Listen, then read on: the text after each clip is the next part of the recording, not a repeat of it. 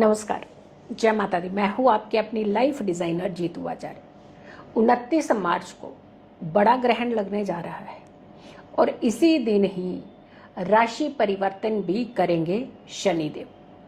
शनिवारी अमावस्या है ये, और ये अमावस्या दुर्लभ संयोग की अमावस्या है। कहते हैं पितृ जिनके शांत और खुश रहते हैं उनके घर में हमेशा संपन्नता रहती है। जिनके पितृ शांत होते हैं उनके घर में हमेशा सुख और समृद्धि रहती है। वहाँ किसी भी काम की कोई अड़चन नहीं आती, चाहे वो शादी विवाह को लेकर के हो, चाहे उस घर में संतान की उत्पत्ति क्यों ना हो। तो सारे कष्ट जो हैं दूर हो जाते हैं अगर आपके पितृ शांत अवस्था में होते हैं। और इस दिन खास करके अगर आप कुछ उपाय विधियां करते हैं तो आपके पितरों के निमित्त अगर आप कुछ दान प्रक्रिया करते हैं तो आपके पितृ शांत भी होते हैं और ढेरों आशीर्वाद भी देते हैं।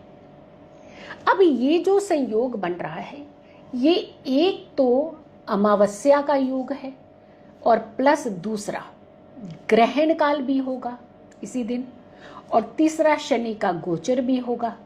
शनि राशि परिवर्तन करेंगे, 2.5 साल बाद राशि परिवर्तन होगा इनका। यानी अभी तक तो वो कुंभ राशि में चल रहे थे, अब ये मीन राशि में आ जाएंगे। है तो मित्र राशि, लेकिन कहीं ना कहीं जब ग्रहण होता है और उसी समय ग्रह का राशि परिवर्तन होता है तो कुछ ऐसी घटनाएं देखने को मिलती हैं जो अनएक्सपेक्टेड होती हैं। क्योंकि एक तो सूर्य के साथ शनि का मिलन, और दूसरा इस समय जो सूर्य के साथ शनि का मिलन होगा वो ग्रहण के समय में होगा। यानी ग्रहण उस दिन होगा, दिन में ग्रहण खत्म हो जाएगा, लेकिन ग्रहण का सूतक प्रभाव तो बहुत समय तक रहता है। तो ये भी एक दुर्लभ संयोग ही बनता हुआ नजर आ रहा है। फिर मीन राशि में शनि का गोचर होगा, यानी 12वीं राशि है कालपुरुष कुंडली की, और वहीं पर राहु भी है, वहीं पर सूर्य भी है, वहां पर शुक्र भी होंगे, बुध, यानी कुल मिलाकर के अगर हम ये सिचुएशन देख रहे हैं तो 6 ग्रह हैं वहां पे।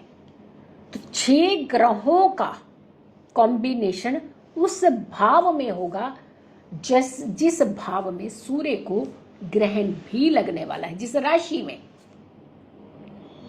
राशि अगर आपकी 5वें भाव में 12वीं राशि बैठी है तो वहां होगा, यानी जब पंचम भाव को ये पीड़ित करेगा। अगर किसी की राशि में 4th भाव में है मीन राशि तो वहां पे लगेगा। लेकिन अगर काल पुरुष की कुंडली की करते हैं बात तो वो 12वें भाव हो जाता है। तो मीन राशि जहां भी बैठी हुई है, जिस भाव में भी है, वहीं पर ये ग्रहण का योग बनेगा और उस भाव को कहीं ना कहीं वो कुछ समय के लिए पीड़ित जरूर करेगा। आपदीय घटनाओं की तो हमने बात की है कि बड़ी बड़ी आपदीय घटनाएं आएंगी। जल प्रलय हो सकती है, बड़ी सुनामी हो सकती है, अर्थक्वेक बहुत सारे हो सकते हैं, आकाशीय घटना हो सकती है जिसे हम एरोप्लेन की घटनाएं कहते हैं, कुछ एक बड़े नेता की क्षतिग्रस्त होना, यानी इस तरीके की चीजें, बड़े उच्च पद बैठे हुए लोगों के लिए थोड़ा सा खतरा होना, यानी कुछ ना कुछ ऐसे जैसे उपद्रव होना, चोरियां ज्यादा होना, और ऐसी घटनाओं की संकेत देते हैं जब जब ग्रहण 15 दिन के अंदर 2 इकट्ठे पड़ते हैं। तो ये भी कुछ ऐसा ही संयोग बनाते हुए नजर आ रहे हैं। अब यहाँ पर हमें क्या चीज ऐसी करनी चाहिए कि जिससे हमारे पितृ भी शांत रहे, जिससे हमारे शनि का प्रभाव भी हमारे ऊपर ना पड़े, यानी नेगेटिव प्रभाव ना पड़े, शनि हमें दृष्टि ना दे, शनि हमें रिलैक्स करे, ना कि हमें परेशान करे। शनि न्याय के देवता है, वैसे परेशान नहीं करते हैं अनटिल अनलेस आपने कुछ पंगा नहीं किया हो, कहीं आपने किसी को बहुत ज्यादा ना सताया हो, तब तक शनि जल्दी नहीं परेशान करते हैं। बहुत धैर्य के प्लेनेट है, मंद मंद गति से चलने वाले प्लेनेट हैं। काल पुरुष कुंडली के 10th और 11th भाव के स्वामी होते हैं, तो इंपॉर्टेंट भाव के स्वामी भी हैं ये। बहुत बहुत अच्छी जगह का इन्होंने एक सॉलिड पकड़ कह रहे हैं अपने पास रखी हुई है। 10th भाव कर्म भाव बहुत इंपॉर्टेंट भाव होता है, और 11th आपका धन भाव। तो यानी 2 ऐसे भावों के ये स्वामी भी हैं। अब यहाँ पर आप किस तरीके के उपाय जो है आप ऐसे टाइम पर कीजिएगा, क्योंकि शनिवार ये अमावस्या है, शनि दोष से भी मुक्ति मिल जाए और पितर भी आपके शांत हो। सबसे पहले तो आप दान कीजिएगा, जो आपकी इच्छा है वो दान कीजिए। अन्न, धन, वस्त्र जो दान कर सके, मिष्ठान आप दान कर सकते हैं, जल का दान कर सकते हैं, बेजुबानों के लिए आप खाने पानी का इंतजाम कर सकते हैं। कुछ ऐसे व्यक्ति हैं जो अपना इलाज नहीं करा सकते हैं, मेडिसिन का दान कर सकते हैं, ये सारी चीजें आप कर सकते हैं।